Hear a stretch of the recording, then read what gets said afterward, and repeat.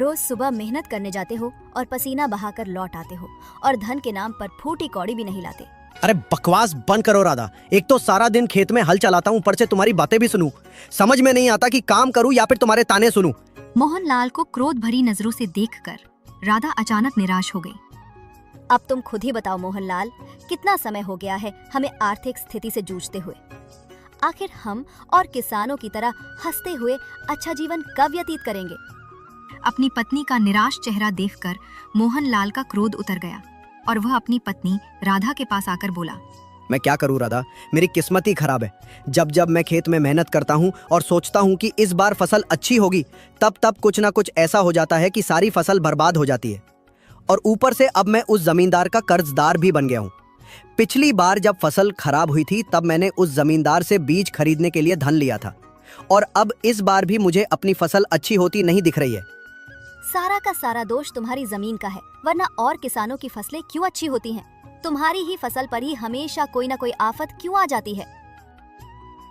हाँ, कुछ भी हो, लेकिन मुझे विश्वास है कि एक ना एक दिन समय जरूर बदलेगा।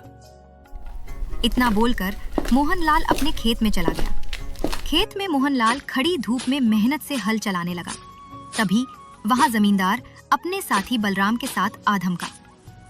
अपने खेत में हल चलाना बंद कर दे मोहनलाल। सबसे पहले मेरा वो धन चुकता कर जो तूने कुछ महीने पहले मुझसे कर्ज में लिया था।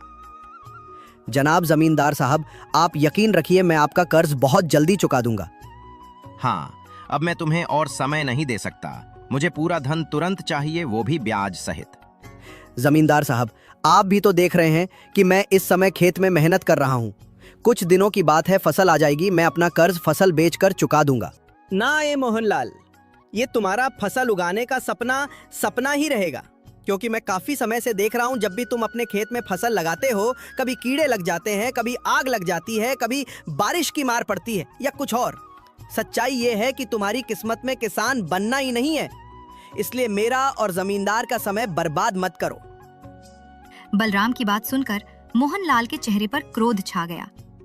बकवास बंद करो बलराम, अगर तुम जमींदार के नौकर हो तो नौकर बनकर रहो, मुझसे ज्यादा बातें लड़ाने की जरूरत नहीं है। मैंने तो सुना था कि तुम्हें गुस्सा बहुत जल्दी आ जाता है, पर अब मैं ऐसा काम करूंगा कि तुम्हें गुस्सा ही नहीं आएगा। आप कहना क्या चाहते हैं? याद है जब मैंने तुम्हें बीज खरीदने के लिए कर्ज के रूप में धन दिया था, तब तुमसे अंगूठा भी लगवाया था? हाँ याद है।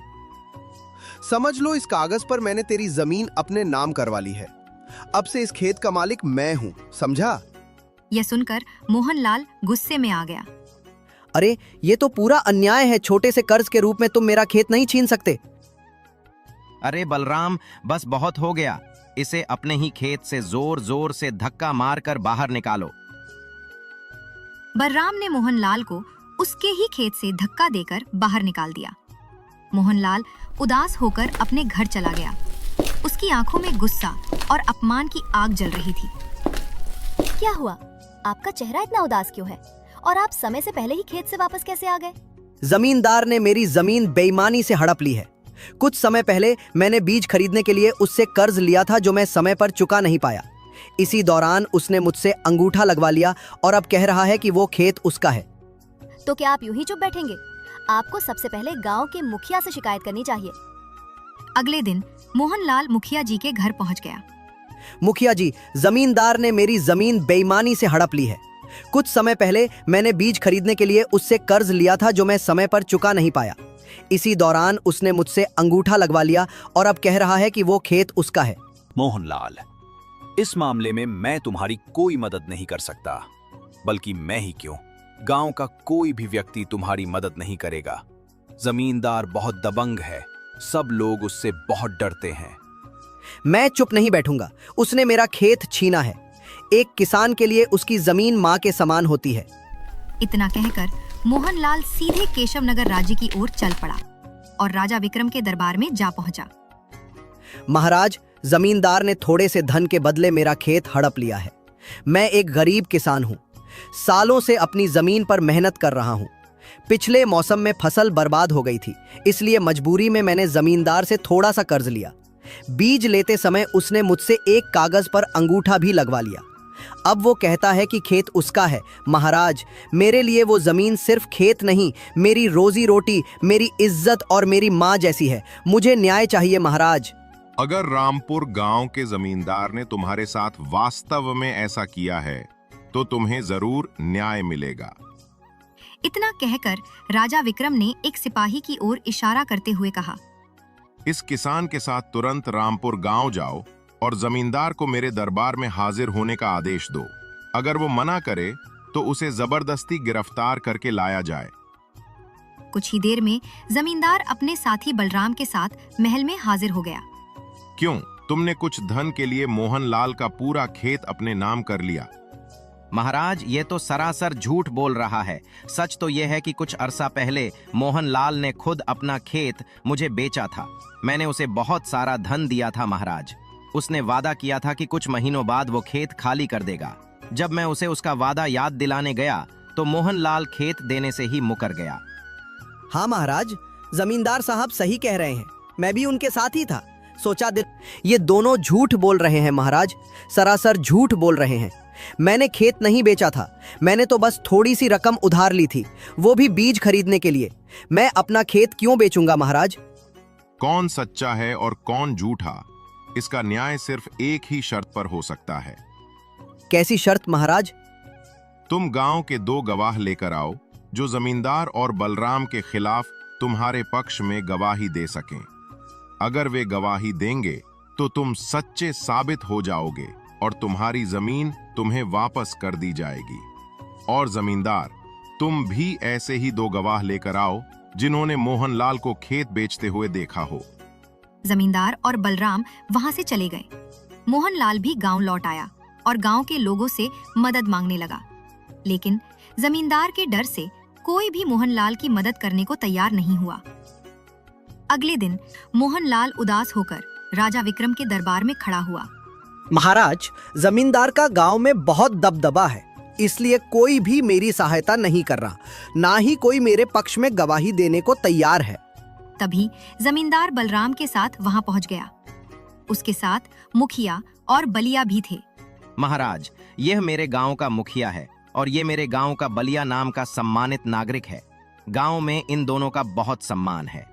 मैंने इन दोनों के सामने ही मोहनलाल से उसकी जमीन खरीदी थी महाराज, और उसे बहुत सारा धन भी दिया था। आप पूछ लीजिए। हाँ महाराज, जमींदार सच कह रहे हैं। हमने सब कुछ अपनी आंखों से देखा था। हाँ महाराज, जमींदार साहब सही कह रहे हैं, मैं भी उनके साथ ही था। जमींदार तो अपने गवाह ले आया, लेकिन तुम कोई गवाह नहीं ला सके मोहनलाल, तो न्याय तो हो गया, खेत जमींदार के पास ही रहेगा। मोहनलाल गुस्से में महल से बाहर निकल गया और सीधा अपने घर पहुंच गया। शाम को वह चुपचाप आंगन में बैठा था। तभी मुखिया और बलिया उसके घर आ पहुंचे। अब क्यों आए हो? तुम दोनों ने तो मेरे खिलाफ महाराज के सामने झूठी गवाही दे दी, अब क्या चाहिए? मुझे क्षमा कर दो मोहनलाल, जमींदार ने हमें डरा धमका दिया था, हम मजबूर थे। हाँ, यही तो है ताकतवर की दबंगई और गरीब की लाचारी। मुझे तुम दोनों से कोई शिकायत नहीं है। दोष न मेरा है न तुम्हारा, दोष तो उस समाज का है जहां गरीब की कोई सुनवाई ही नहीं होती। मुखिया और बलिया शर्मिंदा होकर चुपचाप वहां से चले गए। समय ऐसे ही गुजरता चला गया और मोहनलाल की स्थिति और भी खराब होती चली गई। कब तक घर पर बैठे रहोगे? कुछ काम क्यों नहीं करते? मैं किसान हूँ, तुम ही बताओ, खेती के अलावा और मैं क्या जानता हूँ? खेती की बात कर रहे हो? खेती अब बची ही कहाँ है? जा कोई और काम ढूंढो, वरना हमारी हालत और भी बिगड़ जाएगी। इस छोटे से गांव में मुझे कौन काम देगा राधा? क्या बात करती हो? अगर यहाँ नहीं मिलेगा तो दूसरे गांव या राज्य में जाओ, कहीं ना कहीं रोजी रोटी तो मिलेगी। मोहनलाल कुछ देर सोच में डूब गया और फिर बोला, हाँ ठीक है, मैं बजनगर आ जाऊंगा, वहाँ मजदूरी ठीक मिलती है। तुम मेरे लिए कुछ रोटियां बना दो। घर में बस थोड़ा सा ही आटा बचा है, इससे सिर्फ एक ही रोटी बन सकती है और सब्जी के नाम पर कुछ भी नहीं है। अगर वो भी मैं ले जाऊंगा तो तुम क्या खाओगी? मेरी चिंता मत करो, मैं पेड़ के पत्तों से किसी तरह गुजारा कर लूंगी। राधा ने एक रोटी बनाकर मोहनलाल को दी। मोहनलाल रोटी लेकर विजयनगर की ओर पैदल चल पड़ा।